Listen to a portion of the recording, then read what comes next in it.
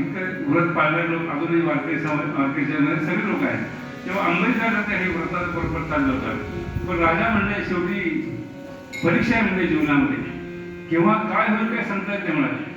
याचं हे व्रत व्यवस्थित चाललंय का नाही, हा निश्चयाने करतोय का नाही, शास्त्राप्रमाणे करतोय का नाही, हे बघण्याकरता भगवंतांनी त्याची एक परीक्षा घेतली. भगवंत परीक्षा घेतला असं लगेच ते भेटत नाही.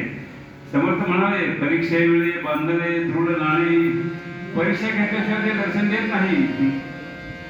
शुभदेव म्हणतात परिस्थिती भगवंताने त्याची परीक्षा घेतली आणि काय झालं म्हणजे 2 प्रहरची दुपारची वेळ होती एकादशीला.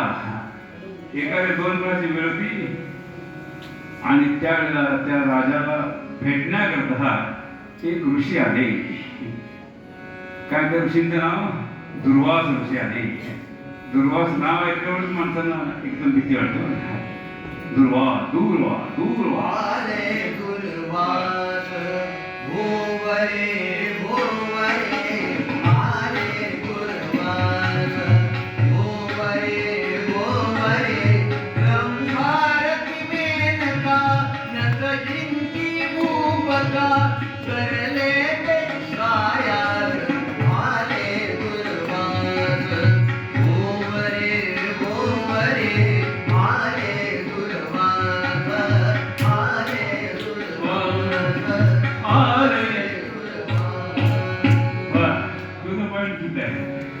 दुर्वास आले बरोबर आले नाही तर व्रताचं पाळणं होण्याच्या दिवशी आले बरोबर. आणि दुर्वास आल्याबरोबर त्यांचे स्वागत केलं राजाने. राजाने दुर्वास म्हणजे सामान्य नाही, फार श्रेष्ठ ऋषी आहेत आणि आपल्या ह्या पाळण्याच्या बरोबर आलेले म्हणजे आता आपल्याला आहे ना भोजन प्रसाद देऊन अन्नदान करून आपल्या खरोखर व्रताची सांगता करायला चांगलं आहे. भगवंतांनी त्याला पाठवलेलं आहे. म्हणून या राजाने काय केलं, अंबरीश राजाने त्या दुर्वासांच्या अतिथी रूपाने आले म्हणून त्याला अर्घ्य पात्र देऊन त्यांचा सत्कार केला आणि त्यांना भोजनाची विनंती केली. काय लक्षात का भोजन विनंती काय दिवसभराचे पुणे आलं तरी सांगा लागते भोजन घेऊन जावं करून जा. पण हे आले बरोबर त्यावेळी आणि यांनी सांगितलं की तुमची पूजा झाली, सन्मान झाला, आता आला का ऋषीवर तर आमचं तेवढं मोठं भाग्य आहे. आमच्या या व्रतामध्ये तुमचं दर्शन होणं खूप चांगलं आहे.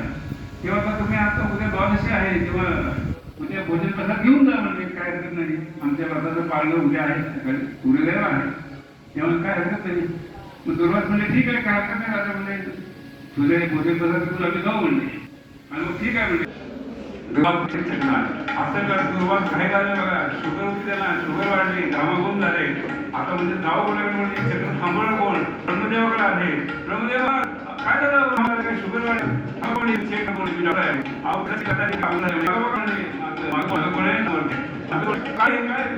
चक्र माझ्या वाटलं मला तुम्ही काय करून म्हटलं मी काय केले खोटं बोललो का खोटं काय तर तुम्ही केला असणार हे चक्र आमचं नाही म्हणजे चक्र वरलं दिल्लीत आलं म्हणजे हे चक्र भगवान विष्णूंचं आहे म्हणजे ब्रह्मदेवा तुमच्या विष्णूंचं जवळ आहे ना हे चक्र थांबवावं तेवढं मी थांबवत आलं म्हणजे बघा काय आवड कमी झाली. ब्रह्मदेव म्हणजे बघा सुरुवात नाही हे चक्र ज्यांचं आहे ते थांबवू शकतात, मी थांबवू शकत नाही, तुम्ही त्यांच्याकडे जा म्हणजे असा आहे. जय जय रघुई. मग ते शंकराकडे गेले. ब्रह्मदेव काय करू शकले, शंकराकडे गेले.